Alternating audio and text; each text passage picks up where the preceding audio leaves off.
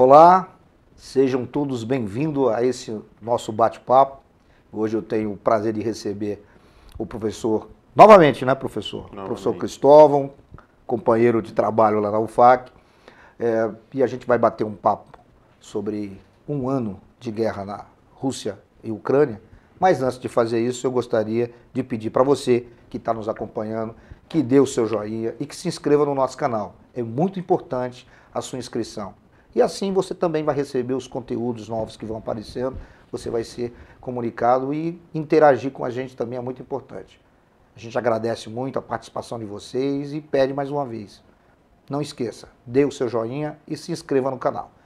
Bom, eu gostaria de começar conversar com o professor Cristóvão, e a gente tem conversado, né, esses últimos dias, né, Cristóvão, nos corredores da universidade, por conta até mesmo da nossa disciplina que a gente divide lá de Relações Internacionais, e a gente acabou encerrando o semestre com os alunos justamente discutindo esse um ano de guerra, enfim, o que mudou, qual é o panorama. Então eu gostaria de começar, primeiramente, agradecer a tua presença aqui, ter aceito o nosso convite.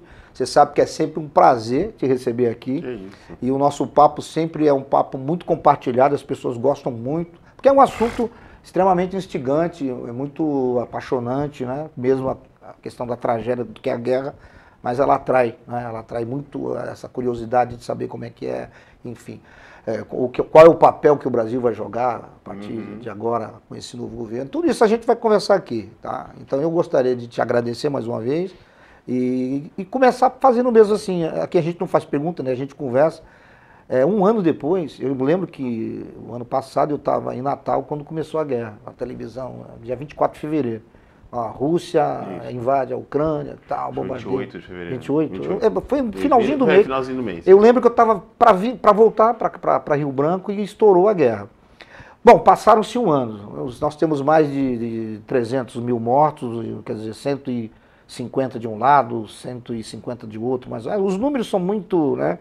Entre esses são soldados, militares e civis também, me parece que 30 mil civis, segundo os novos... Esses números também são... Os dados do exército norueguês. Né? Então, quer dizer, a gente também não tem a noção da dimensão dessa tragédia humanitária. Sem contar, obviamente, imigração, quer dizer, o processo de imigração, de refugiados, enfim... Bom, é uma tragédia, existem interesses de ambos os lados, tanto da Ucrânia como da Rússia. Um ano depois da guerra, nem a Rússia perdeu a guerra, eu gosto sempre de falar isso, a Rússia não perdeu a guerra, também não ganhou, e a Ucrânia também não ganhou a guerra, mas também não perdeu. Como é que você vê isso um ano depois, as perspectivas desse conflito, como é que a gente pode analisar aí? Primeiramente, bom dia, boa tarde, boa noite. Né? Satisfação imensa pelo convite, viu, Nilson, a gente poder compartilhar mais uma vez esses debates sobre relações internacionais e sobre esses movimentos que têm acontecido no mundo. Sempre um prazer a gente bater sobre esse assunto, e ainda que seja um conjunto de assuntos que vão desde pandemia à guerra. Né? E sobre esse assunto específico, a gente tem que agora fazer o cálculo, né? O balanço geral do que foi esse um ano de conflito.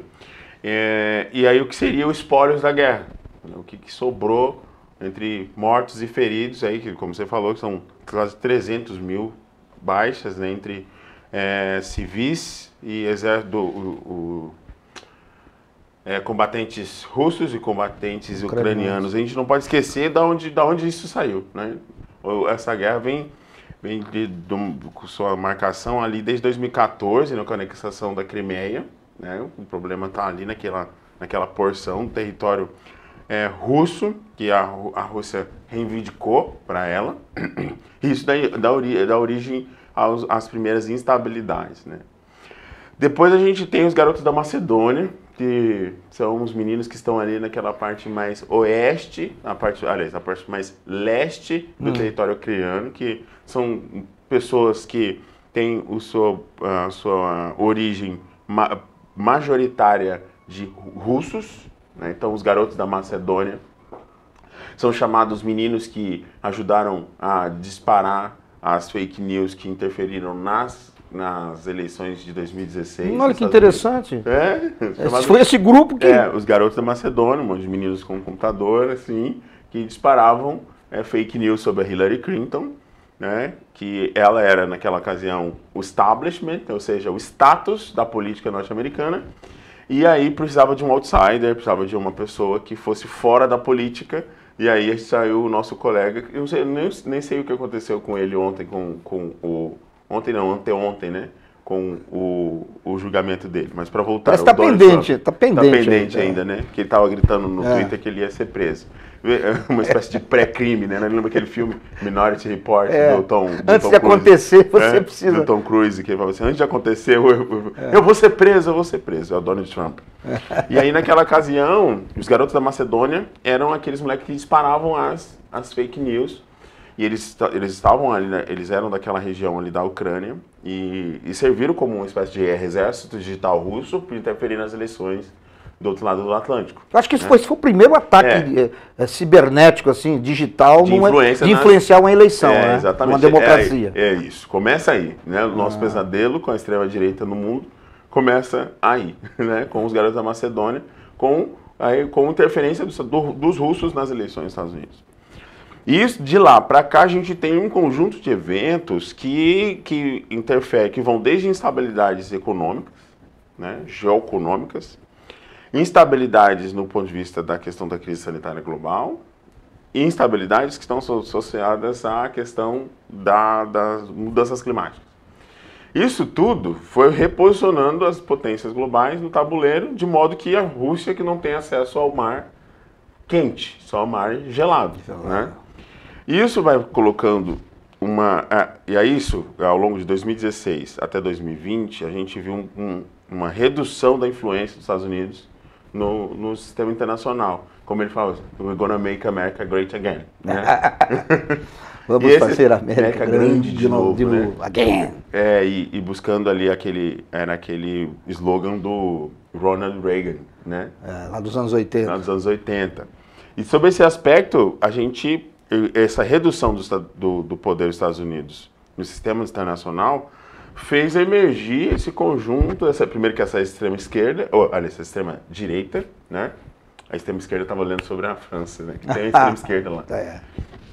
Né? E aí a extrema direita surgiu no mundo, né? Então você vai ver movimento na Hungria, na Polônia, né? Ela estava adormecida, né? E ela despertou. Despertou aí, uma espécie dos Red Pills, né?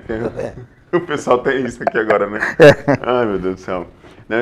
Isso é do filme Matrix, né? Exatamente. A pílula azul e a vermelha. Vermelha, né? E aí, isso foi um despertar da extrema-direita, e nesse caminho a Ucrânia tinha muito esse papel.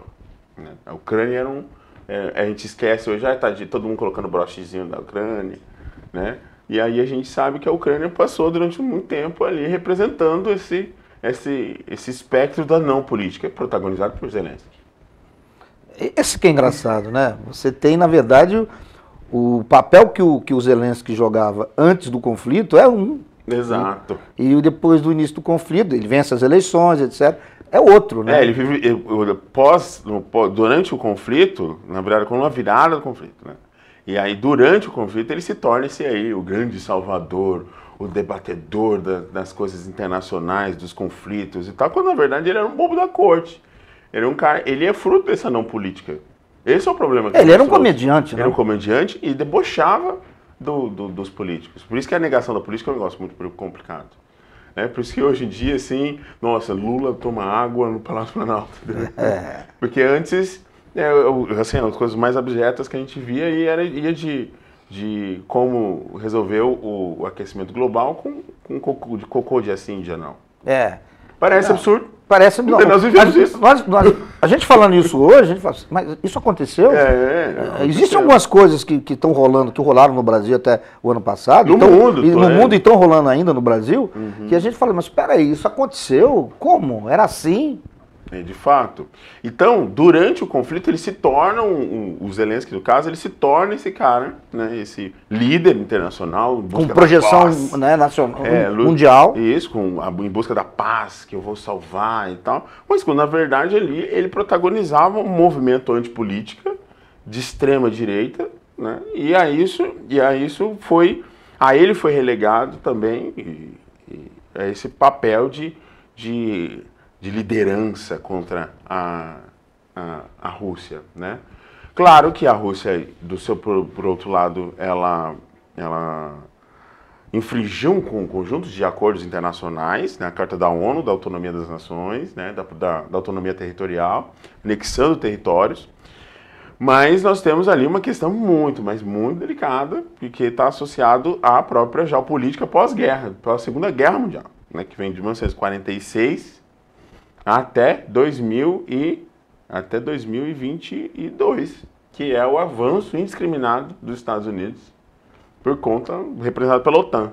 Então, entre 1946, que foi a Aliança do Tratado do Atlântico Norte, foi criada ali, e de lá para cá ela vem avançando em direção a Moscou indiscriminadamente, esse bloco de países que ia proteger, que ele é criado durante a Segunda Guerra Mundial para poder proteger o avanço russo, né, o avanço soviético, melhor dizendo. Da União das Repúblicas Socialistas Soviéticas. E isso, de um lado, tinha também a OTAN da União Soviética, mas isso com a queda em 1989, né, houve também o desfacelamento desse acordo internacional, né, desse bloco regional. Mas a OTAN, por outro lado, continua avançando, anexando cada vez mais países em direção a Moscou. E aí a gente entende que o espaço de influência da Rússia foi infringido. E a gente tem que fazer essa leitura. É uma leitura complexa? Sim. Por isso que a gente tem que ler com calma, com cautela, sem paixões.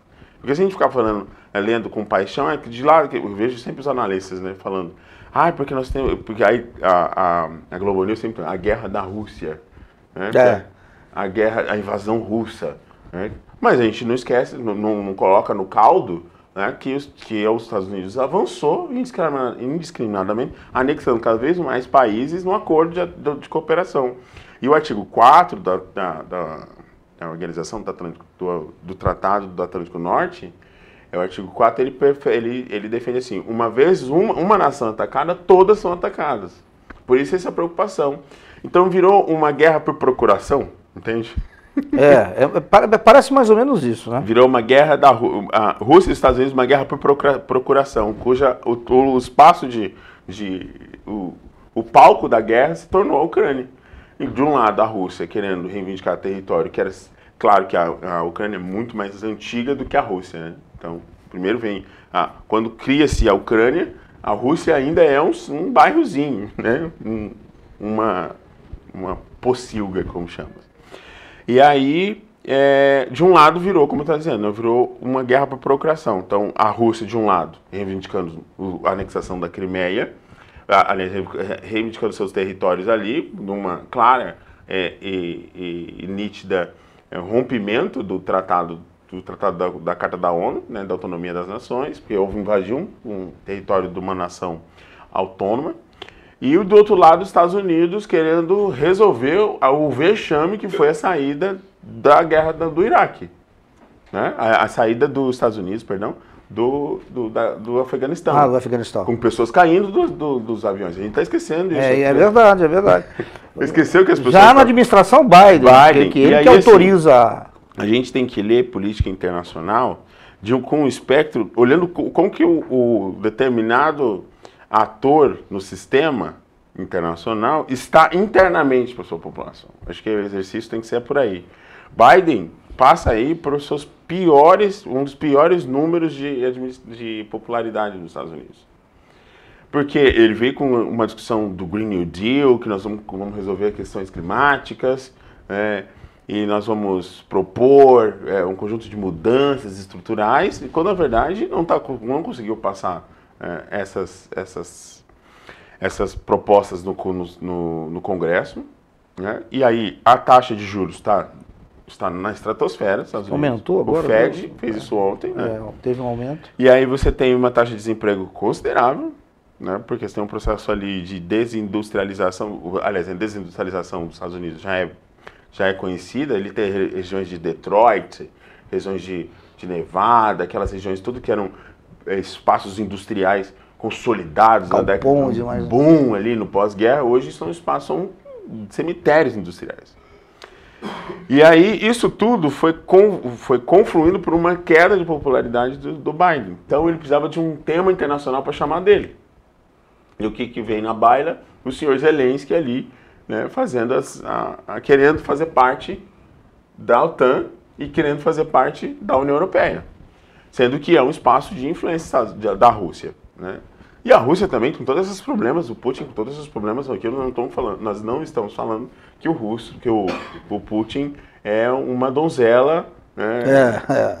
Um pacifista. Um pacifista, porque não vamos esquecer que ele mandou matar os caras lá em Londres, né? Tem aquela... O cara que foi envenenado. Ele deu ribite pro povo lá no... o cara tava no hotel Ele deu as pílulas de tungstênio pro cara lá no parque lá em Londres. Tanto que a rainha sinalizou, foi o serviço secreto o britânico, indicou que foi assim, olha, o pessoal foi envenenado aqui na praça, né? E aí, assim, ele veio de todos esses movimentos. O Putin tinha mandado matar os seus oponentes. Eu esqueci o nome dele, que ele estava ele estava até no hospital, numa situação bem delicada. Eu lembro disso. Eu vi fotos dele. Ele ficou uns dias assim, tentando recuperar. Porque envenenamento era um envenenamento por um elemento radioativo, né? E aí, porque assim, o jogo é jogado. O jogo é pesado, né? O jogo é pesado, entendeu? E aí, assim, nós vemos toda essa... Então, é olhar para dentro primeiro, para depois ver essa projeção, como que esse líder, né, tenta se projetar externamente, né? Por isso que o Lula tem feito essas viagens, essas coisas todas assim, porque nos primeiros 920 dias da gestão, o cara, no Brasil ao menos é assim, né? E o cara tem poderes imperiais, né? Praticamente. Quase, né? Quase poderes imperiais. Né? No caso do Brasil, o cara tem o Lira lá no parlamento, na Câmara, fica complicado. E aí a gente vê esses movimentos. Biden, para voltar lá, Biden tem essa questão interna, que queda de popularidade, aumento da inflação, aumento da taxa de juros, aí você tem questão com o desemprego. E aí ele vai tentar executar o plano de saída do Afeganistão e acaba sendo aquela saída catastrófica, né, patética, com as pessoas caindo dos aviões e o Talibã tomando conta de novo das forças do Afeganistão. Então você veja, olha, hoje nós estamos falando aqui nós estamos falando do conflito ucraniano. Esse era o pano de fundo que a gente tinha, né? Então, com aquela saída vexaminosa do Biden, ele precisava de algo para poder recuperar a imagem. Mostrar poder, né? Que tem ainda influência, que os Estados Unidos é esse player mais importante nessas relações. Exato, né? Para além da força bélica, ele teria essa projeção econômica, mas tem imagem política disso, né? Não esqueçamos daquele dia de saída, além dessas cenas do avião, né, com as pessoas caindo, a gente tinha o Talibã tomando os espaços de poder com submetralhadoras não, com a AR-47. Né? Então foram cenas vexaminosas para os Estados Unidos. 20 anos depois do conflito iniciado, né? E aí não vamos esquecer, se o Putin hoje, se o Putin ele avançou em cima das normas e dos preceitos internacionais da Carta da ONU, de Autonomia das Nações, né, os Estados Unidos fez isso em 2003, na guerra do Iraque. Aqui a gente na nossa memória... o que eu acho engraçado, inclusive a gente fazia essa abordagem dessa questão das duas grandes linhas das relações internacionais, o lado o liberalismo, idealismo, do outro o robesianismo, aquele realismo. E eu acho que esse conflito identifica muito bem o seguinte: o Estado está acima de tudo e de todos. Uhum. Os interesses do Estado russo e os interesses do Estado americano, né, ele está além de vidas humanas, civis e militares. Uhum. A grande verdade é essa. Exatamente. Então você tem uma razão de Estado. Teve um jornalista na Globo que, quando foi convidado um especialista em relações internacionais, de Rússia e tal, quando ele foi colocar essa posição, o jornalista estava em Nova York, né? Acho que ele acha que é americano porque mora em Nova York, não, ele é brasileiro que mora em Nova York. ele ficou assim, surtou, isso é um absurdo, como é que uma pessoa vem aqui defender? Falou, eu não estou defendendo a Rússia. Foi o Guga Chakra? Não, foi o eu lembro Pontual, Jorge isso, Pontual. Isso, verdade. Ele disse assim, eu falei, peraí, eu fui convidado aqui, eu sou especialista, eu não estou aqui para dizer se o Putin está errado, está certo, se é o Zelensky. A questão é que existe aí uma razão de Estado, e a gente tem que entender isso. O balanço que a gente pode fazer, pelo menos aí eu acho que o que você colocou, é que essa razão de Estado, ou seja, esse realismo, me parece extremamente fortalecido e consolidado, eu estou dizendo realismo em termos de relações internacionais. Sim, sim. Tá? E aí a gente tem essa questão do tal do soft power, do hard power, sim. E nesse exato momento o que a gente tem é invasão por parte da Rússia em territórios ucranianos para a defesa dos interesses do Estado russo e a reação do Ocidente, liderado pelos Estados Unidos, também, né, e aí fornecendo armas, porque aí tem esse detalhe que eu acho que cabe a gente tocar também, que muita gente fica perguntando às vezes, assim, as pessoas que não têm, às vezes, assim, uma noção do que é um conflito regional que pode se expandir e se tornar um conflito mundial. Mas por que os Estados Unidos não entram de vez para defender a Ucrânia? Gente, calma, né? Imagina a dimensão de um conflito se, por exemplo, os Estados Unidos, se a Rússia, o exército russo descobre que tem soldado americano lutando. Sim. Bom, quer dizer, isso tudo vai provocar. E aí, para a gente já entrar nessa segunda parte, Cristóvão, que foi o papel que a China vem jogando nesse ano, que é um papel assim, ela não é pró-Ocidente, não é pró-Rússia, é pró-China, claro. Sim. A China sempre é pró-China, assim como os Estados Unidos é pró-Estados Unidos, e sim. a Rússia é pró-Rússia. Mas nesses últimos dias, essa semana, hoje aqui, nós tivemos um encontro, e vários acordos comerciais que foram assinados pelo presidente chinês. E com uma pompa, né? Não. Eu queria ser recebido assim, aprenda. Eu também. Mas você viu ser recebido daquele jeito. Você viu que houve... Com ordens de honras presidenciais. Aquele assim. salão... E o Xi assim, ó. Os chineses são... Gente, como é que pode, né, cara? Eles não têm reação, né? Eles são frios, são... Eu vi uma analista falando assim, como que o Xi Jinping responde com um sorriso.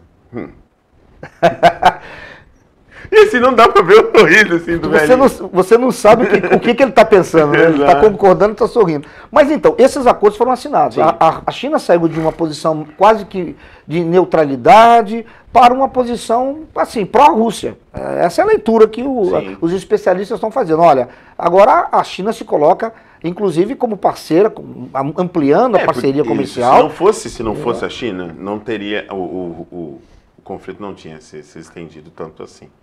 E o conflito não é interessante para a China, vamos pôr assim? Então, essa novela, esse pano de fundo que eu coloquei aqui, nos traz o seguinte, né? Então, os Estados Unidos, aliás, a Rússia fez o que os Estados Unidos fez em 2022, o que os Estados Unidos fez em 2003 com o Iraque, né?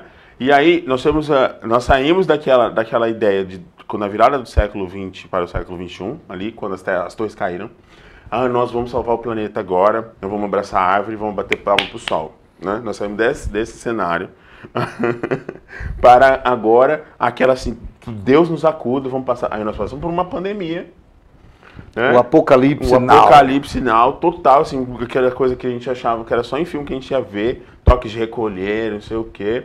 E aí a gente, achando que ia resolver nossos problemas, nós sairíamos grandes pessoas melhoradas, né? Que vídeos se viralizaram na internet, né? Com pessoas dando alimentos para os trabalhadores, né? O pessoal fazendo palminha da sua sacada do seu prédio, né? Aí quando que menos sai uma bomba, né? Que assim, temos uma guerra, né? De proporções que tem proporção que podem global. E aí, assim, que é o saldo é isso, o espólio da guerra. Nós temos aí 300 mil mortos, né? E a Europa entrou quase num colapso econômico, porque... e aí a gente sai desse ideário de bater palma pro sol e vamos salvar o planeta, agora é cada um por si e Deus por todos, né? E aí a Europa reduz o seu espaço, fecha esses espaços para a influência da Rússia, né? E os Estados Unidos tentam ali recuperar esse espaço de influência. No momento em que o mundo agora ficou, não, vou cuidar do meu. E o saldo da guerra, que vem também dentro de um saldo da extrema-direita, que isso é saldo da direita e da extrema-direita, né? Que é o mundo que agora, nós voltamos ao mundo bipolar do pós-guerra, 1950. A configuração me parece que está se aproximando do que a gente tinha... Da bipolaridade ali. Até a queda do muro, né? Isso, exato. E aí cada um cuida do seu. A Alemanha... passaram pelo inverno, né? Porque eles têm medo do inverno por conta eles perderam a guerra durante o inverno, né? Porque eles vão avançar. É um trauma. É um trauma. Sempre tem inverno, os alemães ficam em trauma porque o Hitler perde quando ele avança em direção... O general inverno... eles avançam em direção a Moscou e perdem, porque mesmo com cocaína, as anfetaminas, os soldados eletrificados ali não conseguiram chegar até Moscou, né? Perderam... por sorte do mundo, né? E aí houve a queda do Terceiro Reich, né? Com a derrota do nazismo na Segunda Guerra Mundial. Mas, e aí os alemães perdem aí, passam pelo inverno tremendo, esse que foi, um dos invernos mais rigorosos. Então, são coisas que estão, assim, você vai entender que elas estão se interseccionando, né? Então, crise econômica, crise global, crise climática, aí, pandemia. Pandemia. Então, são problemas que estão se interseccionando. E aí, quando você vê o saldo disso, é terrível para o mundo todo. Porque você tem ali uma redução do espaço geopolítico da União Europeia. Porque a Alemanha estava terminando um gasoduto que conectava a Rússia. As sanções econômicas que os Estados Unidos impôs para a Rússia, né, incluída tirá-la do sistema internacional, do sistema SWIFT, que é o sistema SWIFT, é o sistema de pagamento. Né, o sistema de pagamento no sistema internacional. Como que eu transfiro dinheiro para um país? As transações comerciais todas passam quase por ele. E quem que é o xerife desse negócio? Os Estados Unidos. Ele que fala quem entra e quem não sai. Quem entra e quem sai dentro do sistema. Né? Então, como ele tirou a Venezuela, como ele tirou a Cuba, tirou a Rússia, tirou Coreia do Norte, tirou o Paquistão, tirou Irã. Né? São países que estão fora do sistema internacional. E aí, com essa remoção da Rússia, como que faz os pagamentos? Né? Você viu ali que não funcionava a internet, não estava funcionando os pagamentos, não funcionava nada. E isso, houve um abalo sísmico na economia europeia. E não esqueçamos desse exercício todo que a China vinha na esteira de organizar a nova Rota da Seda, que é um espaço de projeção territorial, ou seja, a construção de rodovias, portos, aeroportos, dutovias, infovias terrestres de influência da Rússia, de influência chinesa, construída pelos chineses. Então, a quebra e a ruptura dessa aliança, né, que veio ali no início do século, isso é ruim para a China. Então, esse saldo que você pergunta, dei uma volta, mas é isso. O saldo é isso, nós temos 1/3 do mundo é pró-Estados Unidos, 1/3 do mundo é pró-Rússia, e um outro terço do mundo é indiferente pró-Rússia. O Brasil está incluído nesse pró-Rússia, ou pró-Estados Unidos, ou esse que está... O pessoal, porque a gente tem a nossa carta... De neutralidade, né? Né? Então, o que sobra? A China, nesse cenário, ela é um player pró-Rússia, e agora, mais do que nunca, né? Que é um espaço de interferência, porque os Estados Unidos mexeu ali num espaço de influência geopolítica que era da Rússia e ia ser dado pela China, entendeu? E aí vejamos uma coisa, assim, as coisas têm que ser colocadas em perspectiva. A China sempre foi o principal player do planeta durante 18 séculos. Estava ouvindo isso hoje de manhã. Durante 18 séculos a China... As coisas eram produzidas no Oriente e levadas para o Ocidente. Né? O que houve foi os Estados Unidos só tem projeção geopolítica nos últimos 217 anos, que é o tempo do da independência, sistema capitalista. Isso. E a independência americana, exato, que tem 240 anos. 1776, a Guerra da Independência, você tem 1778, 79 a primeira Constituição Americana, quer dizer... 200 anos, 1976, é isso, 200, não tem 250 anos. Não tem 250 anos. Que é exatamente o período que dura esse processo de construção de uma hegemonia norte-americana no mundo. Exato, né? E organização do que eles vão chamar de capitalismo. E que se consolida, obviamente, com o final da Segunda Guerra, a vitória dos aliados e a criação da OTAN como estratégia militar para a defesa do avanço soviético, até por conta da vitória que a União Soviética tem, não é a Rússia, é a União Soviética, o Exército Vermelho tem sobre Berlim, né? Sim, mas nós não vamos discutir isso aqui. Mas acho que é importante a gente colocar as coisas, porque as pessoas acham assim, a gente cai do céu.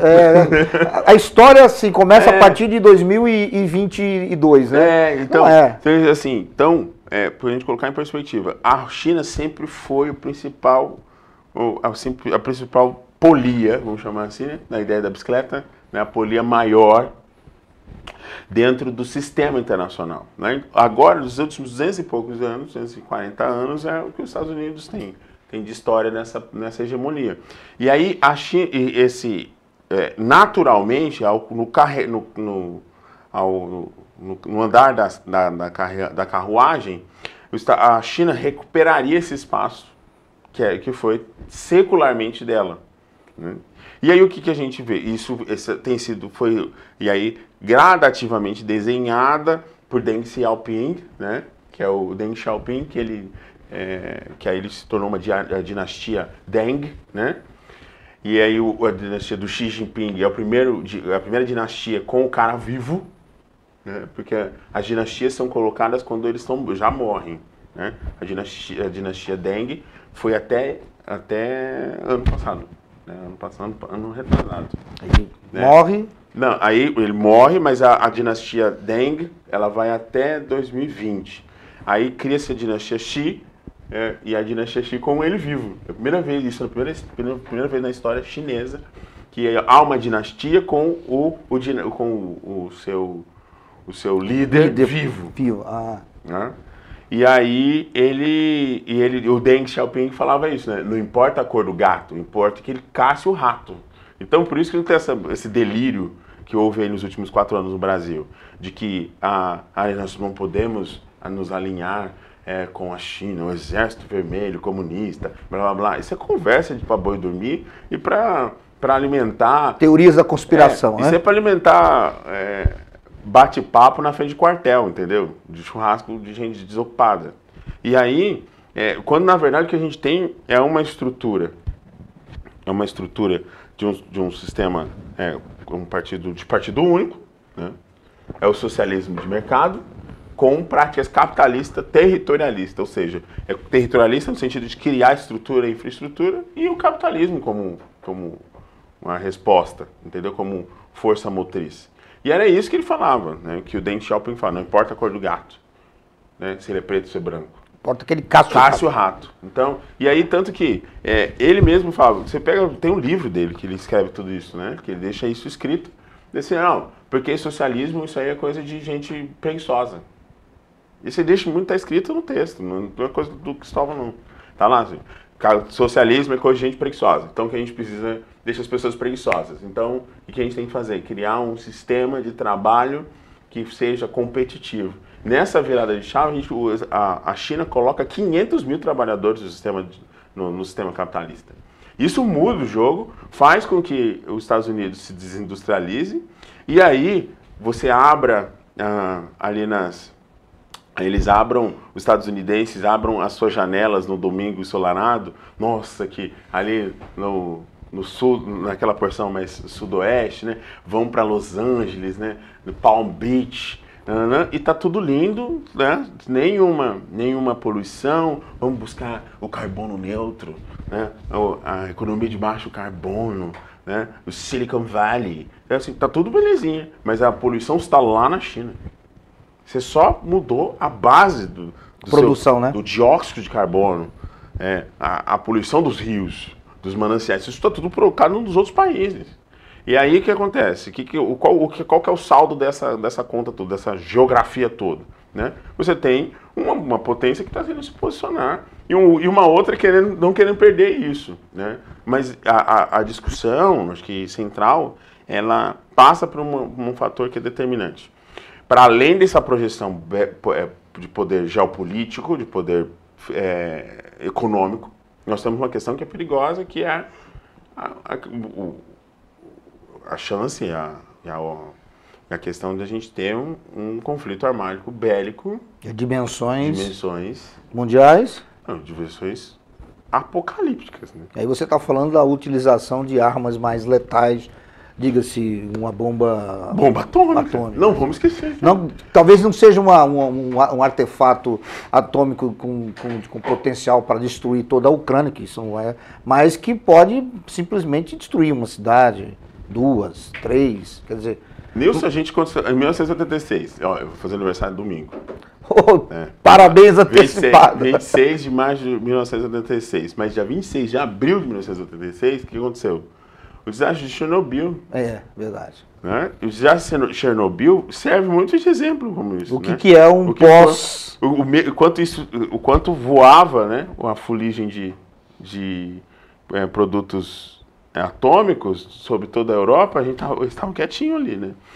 Agora imagina, a Rússia, que é o detetor de maiores números de o maior número de bombas atômicas, né?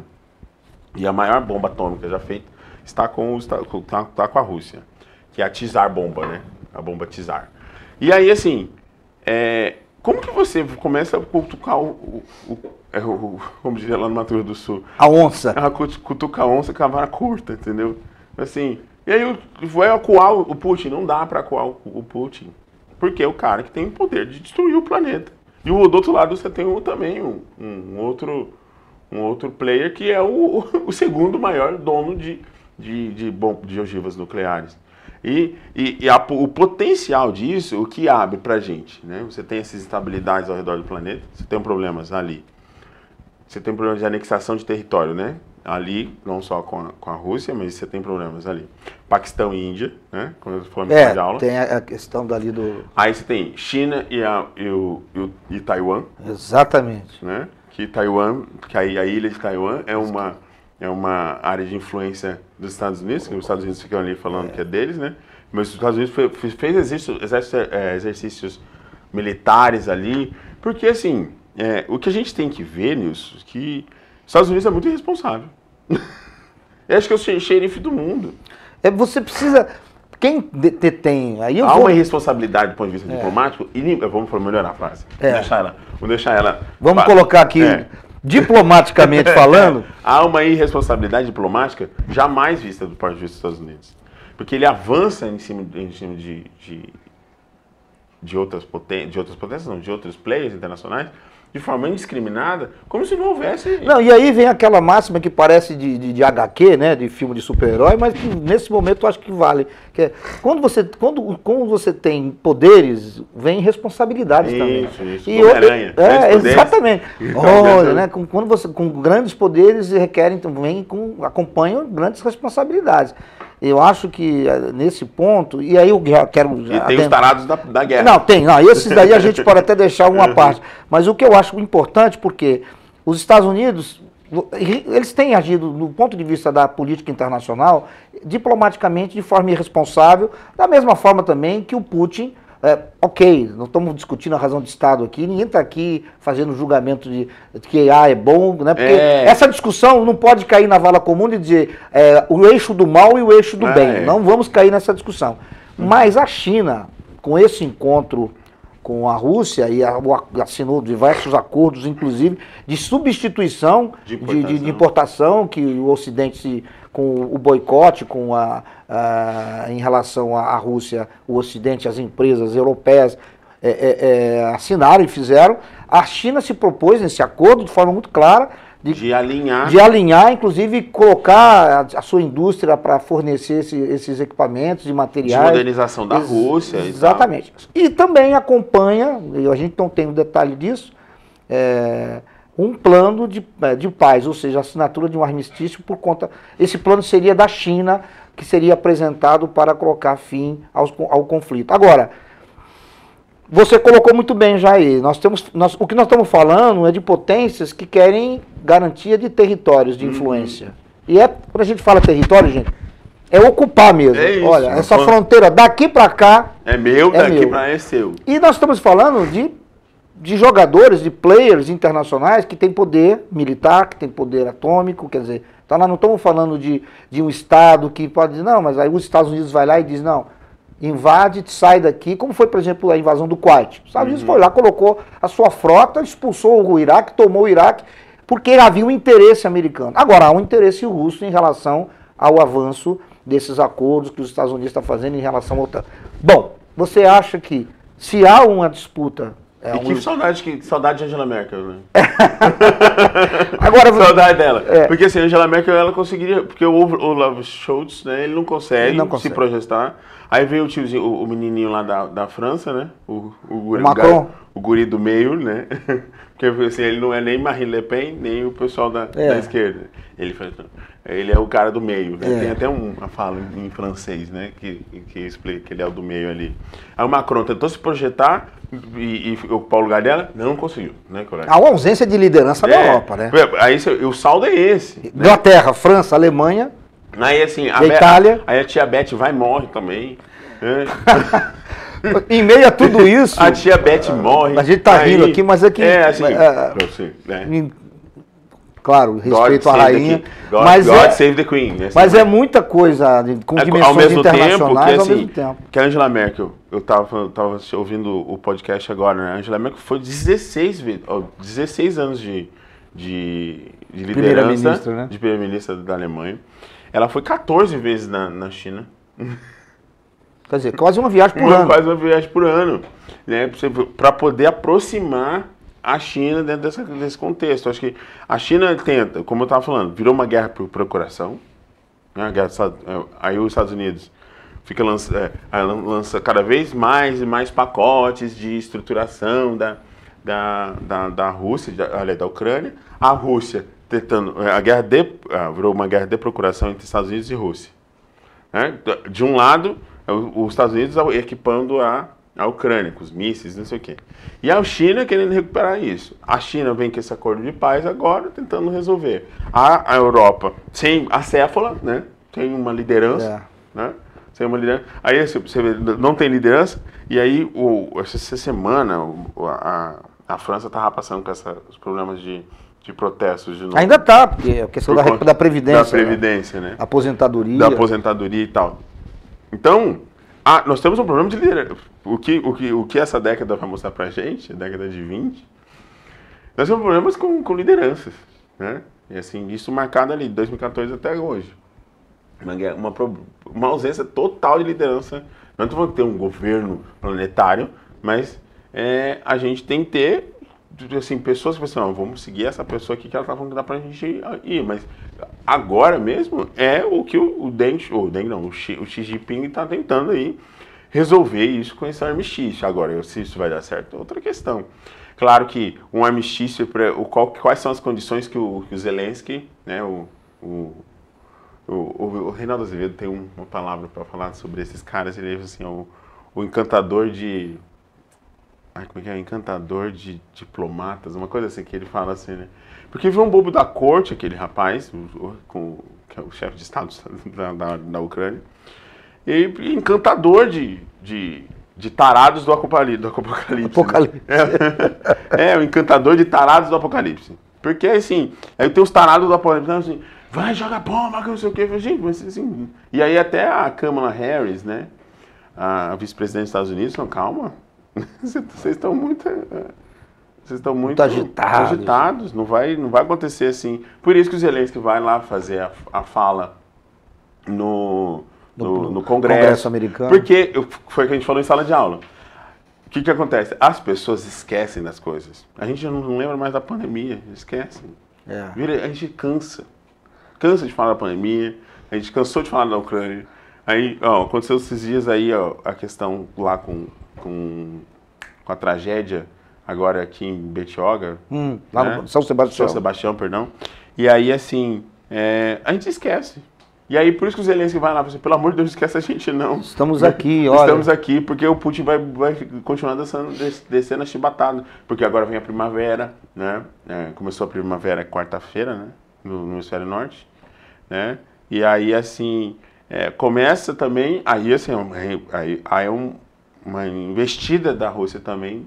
com a retomada. Mas me parece, as últimas notícias que eu tenho ouvido da guerra, nada de novo no front, é o seguinte, que existe uma parte do território que é extremamente importante para a Ucrânia, e me parece que a Ucrânia, bom, isso é o que a gente ouviu, ela está avançando e quer assim, reconquistar esse território. É o Porto de Sebastopol. E aí esse porto é importante porque assim, teve o acordo de grãos, né, na ONU, né? Que o acordo de grãos é o seguinte, porque a Ucrânia é muito importante na produção de trigo, né? Trigo e arroz e outros cereais, né? E aí o que acontecia? As minas aquáticas, subaquáticas da Rússia estavam naufragando os navios com trigo. Com carga, né? Carga de alimentos. E aí o acordo de grãos veio para poder resolver essa questão e não precisa de navios não serem... Essas embarcações poderem transitarem sem serem... E aí o que acontece? Quem estava infringindo o acordo era quem? A Ucrânia. Então não há santos na política internacional. Não existe certo ou errado, existem interesses. A primeira vítima, já diz o ditado, a primeira vítima da guerra é a verdade, né? Exatamente. A primeira vítima. Então, não há certo ou errado, existem interesses. E aí, o Porto de Sebastopol é importante porque ele já está, ele é o caminho direto tanto para o mar Mediterrâneo, né? E também ele está que você sai com acesso ao Oceano Índico. E aí, acho que a gente tem... O armistício é interessante para todo mundo. Então, qual é o saldo disso tudo? É que a guerra da Ucrânia não é boa para ninguém, porque ela está no meio do caminho, né? Midway, não é a ilha de Midway, mas está no meio do caminho de todo mundo. Né? Seja o interesse dos Estados Unidos, seja o interesse da Europa, seja dos interesses da China. Por isso que a China quer propor um armistício, mas ela se posiciona dentro dessa retomada que Xi foi até lá. Vamos ver como vai ser a nossa ida até lá com o Lula. Porque isso, agora que eu queria que você já colocasse, incluísse nesse nosso bate-papo, porque alguns analistas aqui do Brasil estão dizendo que a aproximação da China em relação à Rússia, com esses acordos, etc., favorecem o discurso que o presidente Lula irá fazer o encontro com o presidente chinês. Somado a isso também, o presidente Lula está viajando, não sei se é hoje ou amanhã, com uma comitiva de quantos? 200 pessoas? 200 empresários. Empresários, ministros de Estado, etc, etc. Quer dizer, o que a gente pode esperar? Primeiro que a gente está falando de um novo momento da política internacional, o governo brasileiro se posiciona, obviamente, totalmente... contrário aos últimos 4 anos, que foi um desastre do ponto de vista diplomático, do ponto de vista da política externa brasileira. Ela afundou com a ignorância, com o terraplanismo, etc, etc.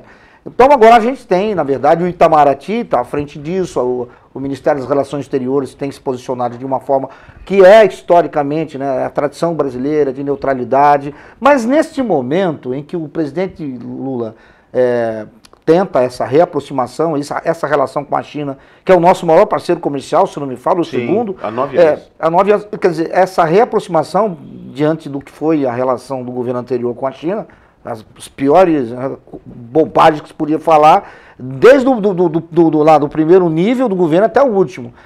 O presidente Lula então está tentando costurar isso, está levando uma comitiva de ministros e empresários, claro, óbvio, no que nós estamos falando aí, é defesa de interesses do comércio, da indústria brasileira. Não, mas da carne. Mais do que a gente chama de commodities, né? Commodities agrícolas. Muito bem. Você acha que esse posicionamento da China favorece o que o presidente Lula, pelo menos a gente acredita que ele vai fazer lá com esse encontro, ou isso não muda muito? O que muda mesmo é a postura do Brasil em relação à diplomacia e às relações internacionais como um todo? Eu acho que eu estava ouvindo uma dessas falas dele sobre essa questão da retomada do Brasil. O Brasil está de volta. Assim, nós temos o quê? 100 dias de governo? Vamos agora no final desse mês para 90 dias de governo. É isso. Que é janeiro, fevereiro e março, 90 dias de governo. 100 dias de governo, como Theodore Roosevelt colocou, né? Os 100 primeiros dias de governo. Porque Theodore Roosevelt, ex-presidente dos Estados Unidos, que cunhou essa marca, né, de 100 dias de governo. Você tem que apresentar um resultado para dar E isso ficou como parte de marketing político para o resto do planeta. Então tem sempre 100 dias de governo. Né? O que você fez em 100 dias? Então acho que... E o Lula fez em 130, 160 dias. A gente tem que considerar que o governo começa na transição, né? Exato. É o primeiro governo de 4 anos em 2 meses. Exatamente, porque houve um abandono. Bolsonaro pega a eleição, abandona simplesmente o governo. Porque ele estava não sabendo onde colocar a joia. Mas seguindo nessa linha aí do... O que acontece? Eu acho que a recuperação, trazer o Brasil de volta é um exercício que o governo tem feito e eu acho que revive a política de Estado, que sempre foi a tradição do Palácio do Rio Branco, né, do Palácio do Itamaraty, né, tradicionalmente capitaneado com o Barão do Rio Branco. E o Brasil reposicionar-se nesse cenário, eu acho que é um momento importante do mundo, por conta dessas questões das mudanças climáticas, do reposicionamento global, todas as coisas que nós estamos vivendo. E eu só tenho um receio que é esse, assim, nós nunca estivemos tão baratos. Não sei. Não, o Brasil está de volta num momento muito instável do mundo. Nós já conversamos aqui. Seja treta para tudo que é lado, né? Conflitos e instabilidades para todos os lados. No momento que o mundo não tá muito com paciência para as coisas, e a China sempre foi um player muito voraz, né? E assim, ir para lá, estava outro podcast que estava falando sobre isso, a gente ir para lá nesse momento com o mundo em baixa, com o mundo sem paciência, e a gente está muito barato porque a nossa imagem ficou muito manchada demais, né? E não vamos esquecer que entre chover, do ponto de vista ambiental, entre chover, entre o dia virar noite em estado de São Paulo e a gente perder maior cobertura vegetal nos últimos anos aqui, foi isso os últimos 4 anos. E a gente está com a imagem muito manchada. Mas acho que quando o Lula faz esse reposicionamento de ter ido para essas grandes potências e ter ido primeiro nos Estados Unidos. E agora, eu acho que já tinha que ter ido primeiro na China, depois nos Estados Unidos, né? Porque parece que existe uma tradição diplomática no Brasil que a primeira grande visita o Brasil sempre era até para ser feita antes, né? E o presidente brasileiro sempre vai aos Estados Unidos, parece que essa tradição. Isso eu não conheço. Mas talvez seja por conta de estar na mesma região, né? Não sei, né? Tá nas Américas, talvez vá lá por conta da região. Mas se fosse para pensar assim, olha aí, Ângela, tem que pensar mais como a Ângelazinha, né? A Ângela foi mais vezes lá. 16 anos de governo, 14 visitas a Pequim. Você vê. Então, essa aproximação Brasília-Pequim, eu acho que vamos ver como que isso vai se dar. Pode ser uma comitiva grande, não era o Lula, né? Mas eu acredito que deveria ter ali, ao invés de 200 empresários, são 200 projetos. De infraestrutura, transferência de tecnologia, que eu acho que isso é fundamental. Saneamento básico. Exato. Poxa, assim, porque imagina, cara, nós somos uma potência agrícola, né? E aí nós temos uma das maiores cidades da América Latina, que é São Paulo. A gente tem a maior floresta latifoliada do planeta. E ainda tem gente que faz cocô dentro de uma latrina. Você imagina uma coisa dessa? Né? Nós estamos falando de uma economia que é uma economia global que tem fazendo uma transição para uma economia de baixo carbono, quando as pessoas não têm acesso à água potável. Então, isso, ao invés de 200 empresários, incluindo eles, Joesley Batista, né? Cara, como que esse Brasil é uma coisa, né? Mas é que tá, o cara que fez a delação premiada que depois levou à prisão do chefe de Estado, né? Agora viaja. Não, do ex-chefe de Estado, agora viaja com os caras no mesmo avião. Eu acho que tem que saber também fazer o refinamento disso, né? Ou seja, nós estamos falando de um projeto de país. Então, é que eu ainda não estou conseguindo ver nesse governo. Parece uma coisa meio que não é que tá assim, não é essa crítica que fizeram, né? Um museu de grandes um museu de grandes novidades. Isso, né? Que tá, mas assim, porque o país parou durante 4 anos, né? E acho que é importante ele retomar algumas coisas mesmo, artes médicas, Minha Casa Minha Vida. Claro que o orçamento é outro, né? Pra imaginar que o orçamento do Minha Casa Minha Vida era dois eram 2 caixinhas daquela lá de joia. 32 milhões de reais. Isso já diz muito, né? Esse era o orçamento que o... Pro Minha Casa, o projeto, Minha Casa, programa Minha Casa Minha Vida. Que o Paulo Guedes desenhou para este ano. Esse era o valor de Minha Casa Minha Vida. 2 caixinhas do porta-joia da Micheque. Aí, assim, o que a gente tem, né? Qual que é o projeto? Então, a gente conseguiu, acho que foi ontem, caiu o embargo, né? Ontem caiu o embargo da nossa carne, isso, por conta da febre aftosa. A febre aftosa foi identificada, se não me engano, foi em Tocantins. Mas foi um caso bem... bem isolado. Aí, assim, diferente do que foi com a Tereza Cristina, né? Que ficou 4 meses o embargo.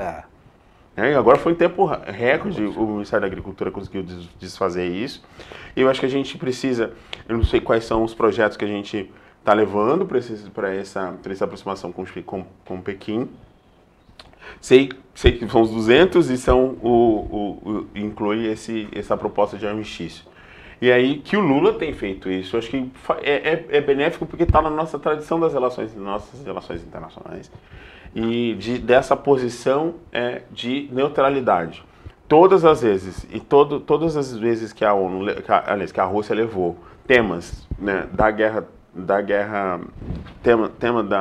das instabilidades ali, levou temas da guerra para o debate na Comissão de Segurança, mas para debater lá na ONU, o Brasil manteve a sua neutralidade, né? E essa neutralidade vai na esteira do que Xi Jinping está sinalizando. Porque a guerra não é bom para ninguém. Não é bom.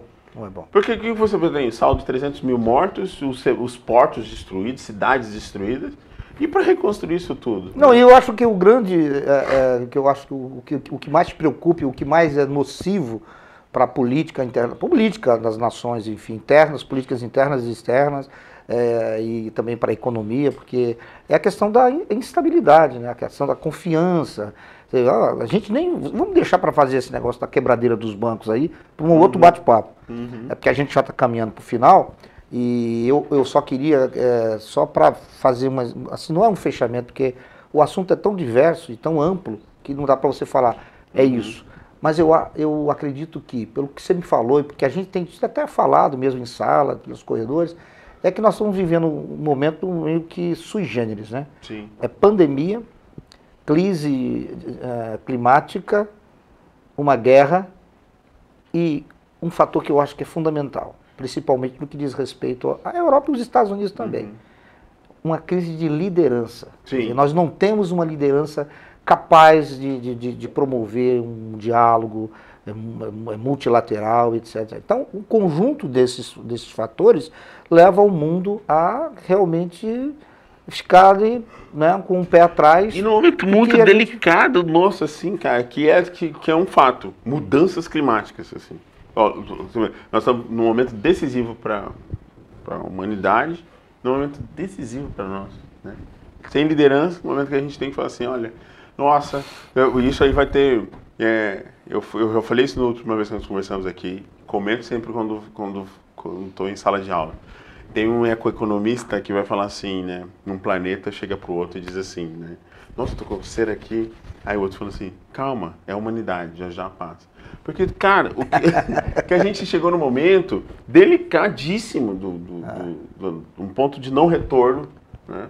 Que a gente se a gente não conseguir reduzir as nossas, foi isso que o painel intergovernamental das mudanças climáticas sinalizou, né? Que aí, protagonizado com o André Gutierrez, que é o presidente da ONU, ele disse o seguinte, né? Que assim, nós podemos ainda salvar nos salvar do apocalipse climático, né? E aí, assim, porque ele já está em marcha. Né? Chuvas torrenciais no momento que a gente não achava que ia ter, né? E aliás, a gente tem questões teve o ciclone Fred agora, né, que ele devastou um conjunto de outras cidades. Então, a gente está no momento que a gente precisa criar ali, né, um conjunto de medidas de redução de emissões de gases de efeito estufa até reduzir até 2030, daqui 7 anos. Aqui, já estamos chegando lá já. Daqui 7 anos. A gente tem que reduzir 50% até 2005, pela metade até 2030 e depois reduzir a outra metade até 2100. Até 2050. Então, quer dizer, não vai dar certo isso. Não vai dar certo. E aí, no momento que a gente precisar de liderança, a gente está com uma crise de liderança na Europa, nos Estados Unidos, a gente tentando recuperar isso aqui no Brasil.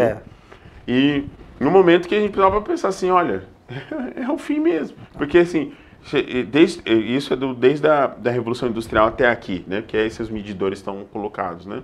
Que a gente tem que reduzir as emissões até 2050 para a gente poder ter vida habitável no planeta até 2100. Bom, gente, com esse panorama, a gente encerra aqui o nosso bate-papo. Gostaria mais uma vez de agradecer muito, Cristóvão. E já tô marcando aqui, quando a gente voltar lá para o final de maio. No nosso inverno. O nosso inverno amazônico, o nosso friozinho amazônico, a gente apresentar aqui um painel, a gente fazer um balanço dos projetos que o Brasil tem em relação a esse contato com a China, essa relação que o Brasil, que o presidente Lula está indo, enfim. Eu acho que vale a pena a gente voltar daqui uns 60, 90 dias para fazer um balanço disso, porque nós não tocamos nesse assunto aqui, por isso que eu vou deixar para a gente fazer isso numa conversa posterior, que é a questão, o papel que a economia acreana pode jogar nisso também. Claro. Tá? Então a gente já vai aqui, a gente está se despedindo, vou passar a palavra para o Cristóvão para ele fazer as considerações finais dele, mas eu acho que já cabe a gente pensar que daqui uns 60, 90 dias, a gente sentar de novo aqui e fazer um balanço disso, do que a China, essa reaproximação com a China, o que isso pode ter de efeito na economia do Brasil, nos projetos de infraestrutura, de tecnologias e, claro, o Acre, como produtor de proteína animal, enfim, também tem qual é o interesse, enfim, eu não sei se tem algum empresário acreano nessa comitiva, não sei se tem, mas o ex-governador está indo, o Jorge Viana está indo. O Jorge Viana está indo, porque ele é da Apex, né, da Agência de Exportação. Então é isso, gente, eu passo a palavra para você fazer as considerações finais. E já fica esse convite aqui, tá? Não, já aceito para a gente fazer um balanço desses 6 meses, vai ser bem bacana. E olhar isso, né? Porque eu acho que porque o estado do Acre, junto com o Amapá, são os 2 últimos estados da economia brasileira. Estamos no ranking. A gente só fica na frente do Amapá. Pois é. Então... E aí, assim, fica também essa coisa para a gente ler o que é a Amazônia dentro desse contexto. Então, aí são 6 meses, e a gente olhar, eu já aceito já de antemão, para a gente pensar um pouco assim, o que é uma unidade federada, o que é desenvolvimento no interior do país. Porque pensar o desenvolvimento, vamos salvar a Amazônia, vamos salvar as girafas da Amazônia salvar as girafas da Amazônia, pensando isso lá de Curitiba, lá de Denver, pensar isso lá de outros lugares centrais do mundo é fácil. Quero ver pensar desenvolvimento aqui. Vivendo aqui. Né? Vivendo aqui, né? Com os desafios daqui. É isso, meu querido. Uma satisfação imensa estar aqui contigo. E até a próxima, a gente conversa assim. Tá bom, gente. Mais uma vez, obrigado, Cristóvão. Obrigado você que nos acompanhou nesse bate-papo. Eu espero que vocês tenham gostado. Eu acredito que tenham gostado. E peço mais uma vez, curta, se inscreva no nosso canal, porque é isso que faz com que a gente fique mais otimista em relação ao mundo, otimista em relação de produzir conteúdo de qualidade, debate sempre democrático, amplo. Não é? Aqui a gente procura fazer o melhor, trazer um pouco da experiência da universidade e, obviamente, as pessoas que se sentam aqui são pessoas que ou são da universidade ou são da sociedade civil organizada, políticos, representantes do povo. A ideia é fazer da política nossa de cada dia um espaço de debate democrático. Mais uma vez, muito obrigado e até a próxima.